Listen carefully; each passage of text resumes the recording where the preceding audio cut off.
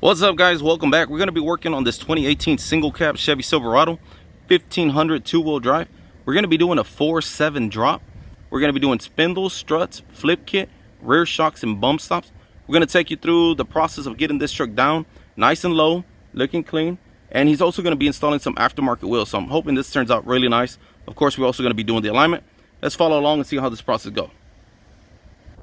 Just real quick, wanted to show you, this is kind of the look that we're going for. This is also a 4.7 drop that we recently did. We're waiting for the customer to come pick this one up. This is the truck that we're going to be working on. This is the truck that we're about to turn in. So it just happens to be two single cabs, roughly around the same year. And this has a 4.7 drop running on low profile 20-inch rims. The other truck's going to be installing 24-inch wheels, and we'll go over that a little bit later in the video. First things first is we got to go ahead and get the struts loose, and we start off by taking off the 18mm nuts that are on the top.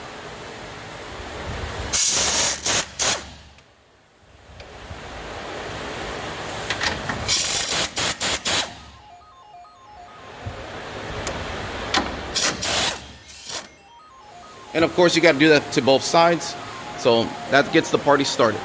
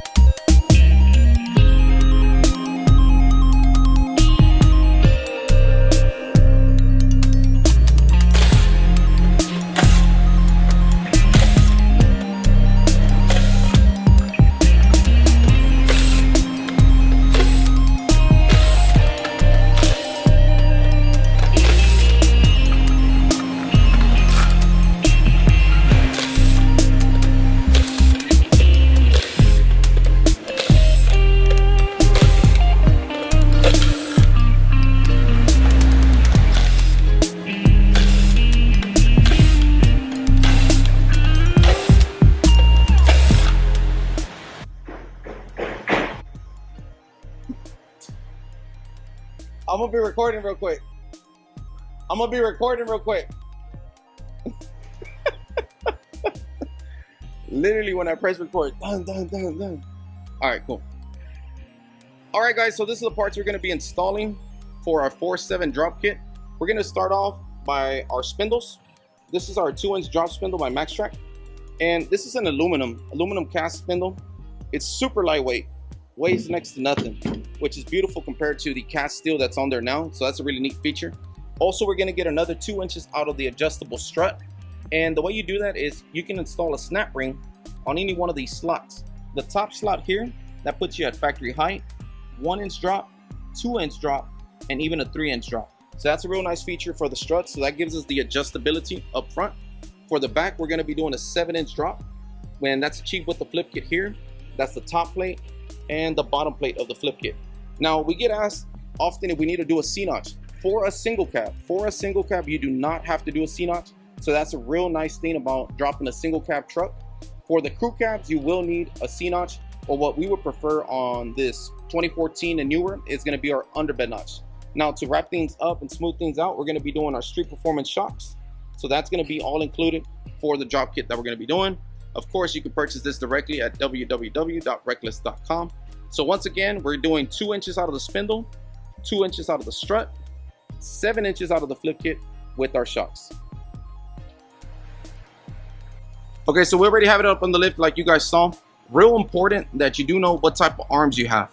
This is the stamped steel arm, and this is the one that's gonna use the aluminum spindle. It's real important that you know that before you order any kit or install any parts on your vehicle. That way it'll be real simple to install, it'll be a great experience, and you won't have any problems. So for you guys that have the stamped steel, it's usually gonna be on the 2015 and newer trucks. There possibly are some 2014s, I don't remember and I don't wanna lie to you guys, but normally it is the 2015 and newer trucks that have the option of either having stamped or cast steel. If I do have a cast steel arm, I will show you that so y'all guys can recognize the difference. And of course, we're gonna start off by removing our factory spindle, this guy here, and our struts, like I mentioned earlier, those guys there.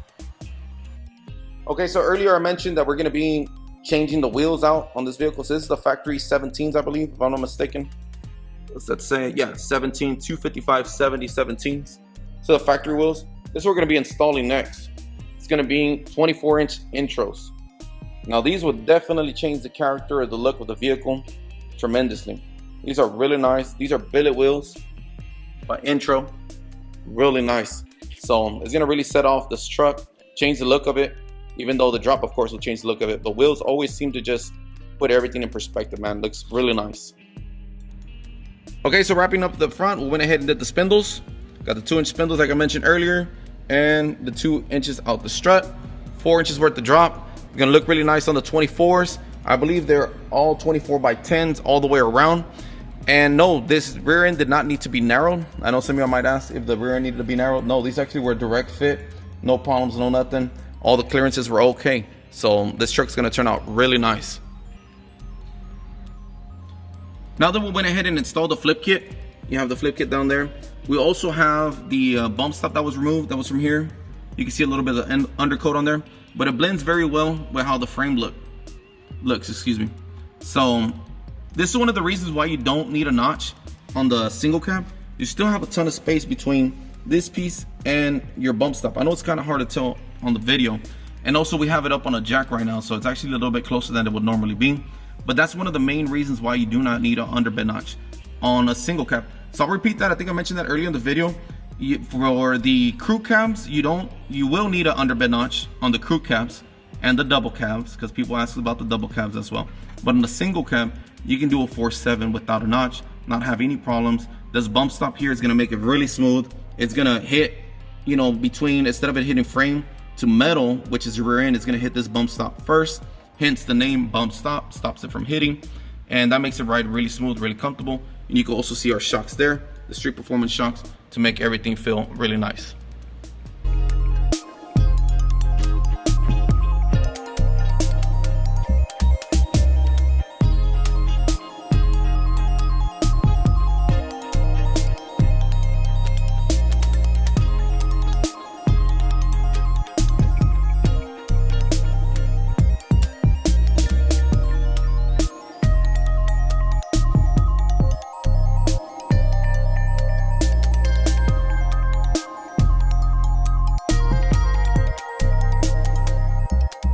Forward to check the alignment. Let's see what we have here. This is a really nice alignment. That looks really good, exactly where we need that to be. Check out our camber, which is this line up here. It is right in the center, dead center. So that means that's exactly where the spec needs to be. That's exactly where this needs to be. As far as the driver's side, passenger side, same thing. This is probably a hair to the left, but that is really, really, really good to be on a drop kit on 24s and still be able to get a good alignment. Caster on the other hand will be red. It will be red. It will be a little bit outside of the specs, being that it's drop, but we still have our cross caster that's green, so that's a good thing. And our toe will also be exactly where it needs to be as well. So it does move because I'm kind of leaning against the vehicle a little bit, so it will move a little bit. But this is exactly what you want when you install your drop kit. You want to have a really good alignment. Your tires are going to be nice. You saw this truck has really nice wheels and tires, of course, that are going to be expensive, so you don't want to be wearing those out any sooner than you don't need to.